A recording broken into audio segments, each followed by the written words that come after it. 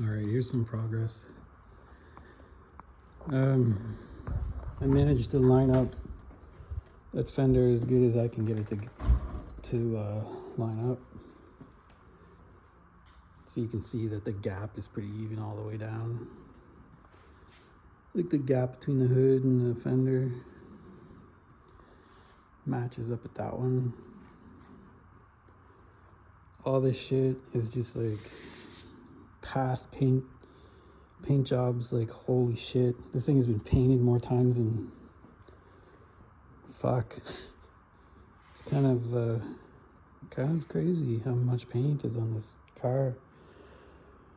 I've scraped down probably the first 3 or 4 layers of paint, and that's what you're left with. So what was I gonna show? Oh, this.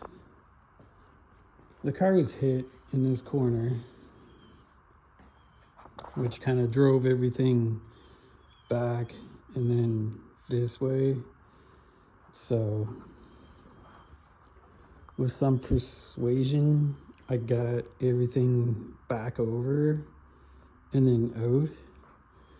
But now, when it must have been hit, it drove like the inner structure to the door back. So this gap is way wider than it is down there. I would like to have it kind of the same. So I'm gonna weld in a piece of rod in here, and that'll close this off. And then I'll use my grinder and gap it so it's like perfect. It's like a old school hot rod trick. So that'll clean that up. The back of it lines up perfect. So today did the hood just quick. I just took my machine and made everything crazy dusty in here, but this like, I don't understand. Like, there's no damage here, but yet there's 1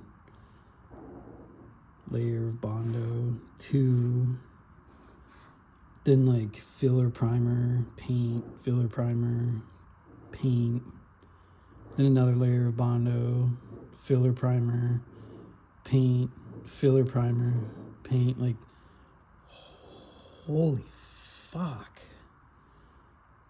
Like, this car has been painted like 9 times. Like, all shitty paint jobs. Anyway, there's Bondo here for no reason at all. So that's weird, but okay. So I scratched down pretty much what needed to be done there. I don't plan on spending a year on this car. I plan on spending the rest of this month, and then by the end of this week, it's gonna be prime. Like with filler primer, that gap's gonna get fixed. This fucking nightmare has to come all off and apart, and that's gonna be fun. So yeah, so when that's done, well, when I get this, I'm gonna pull it out, and I gotta take the wing off, and then that trunk, and then the bumpers have to be sanded. I got new parts for here, and then a part underneath that's in really good shape, even though it's dirty. That's super nice part, so I'm gonna put that on here, and then underneath, and then I'm gonna paint everything. So it seems like a lot of work, and it is, but I've been through worse. I don't know how I keep getting these total basket cases, but in my mind I was like, oh, Porsche, you know, like, people take care of their Porsches. It shouldn't be too bad.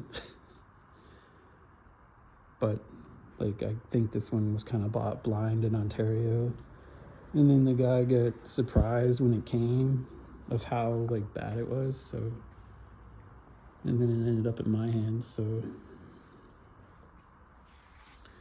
But that's fine. I'll get it painted right, get it painted looking good. Strip everything off. I'm gonna strip off and then put her back together. So Doc's sitting here, he's all dirty. I blew some dust off him. I don't want to wipe it until I can wash it. But anyway, that's that, man. Fuck. Like, holy. Things surprise me. I think when people work on new cars, they kind of think it's easier, and it really, really is. Because when you work on these old cars, man, like, they've been, like, previously loved, like, 1,000 times.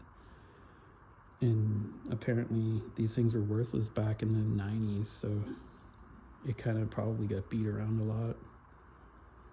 And nobody really wanted to fix them because they're kind of, you know, they're hard to work on, so, and very expensive for parts. But anyway,